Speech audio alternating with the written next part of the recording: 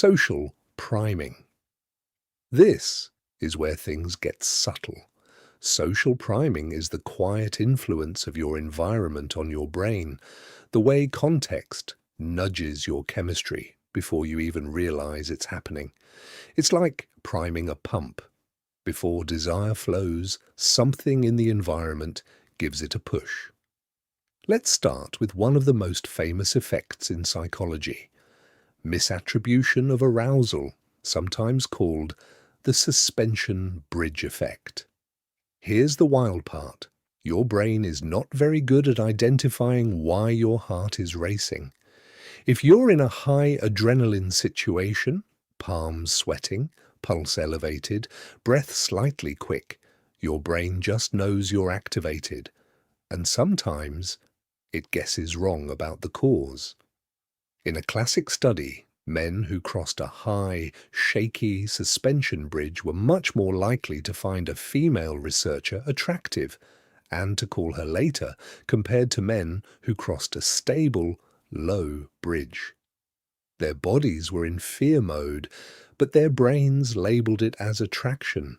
Adrenaline doesn't come with subtitles. So, what does this mean in real life? Well, that's why horror movies, roller coasters, live concerts, even spicy food can make first dates feel electric. The physical buzz gets associated with the person you're with. Your nervous system says something intense is happening, and your brain fills in the blanks. Now, let's zoom out to environmental priming. Tiny sensory cues can shift perception in ways that feel almost magical. Temperature, for example. Studies show that holding a warm drink can make you perceive someone as having a warmer personality compared to holding something cold. Your physical sensation bleeds into your social judgment. Then there's scarcity priming.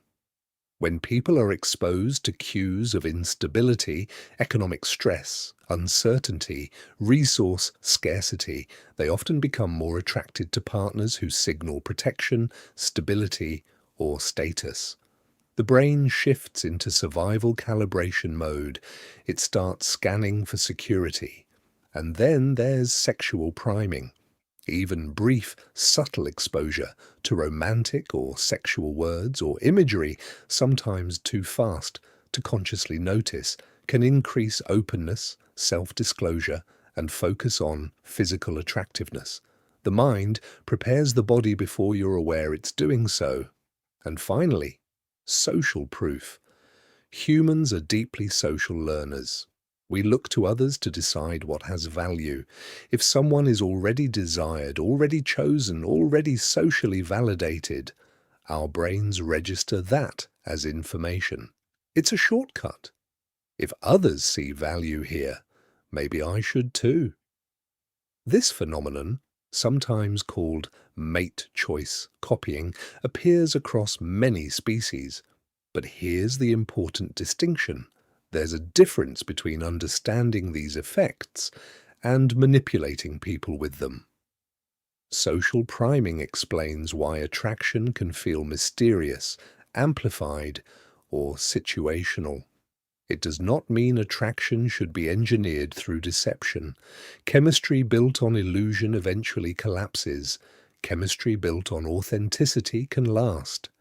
So when you step back and look at everything we've covered, lust, limerence, attachment, heartbreak, trauma bonds, rewiring, and now priming, you start to see something powerful.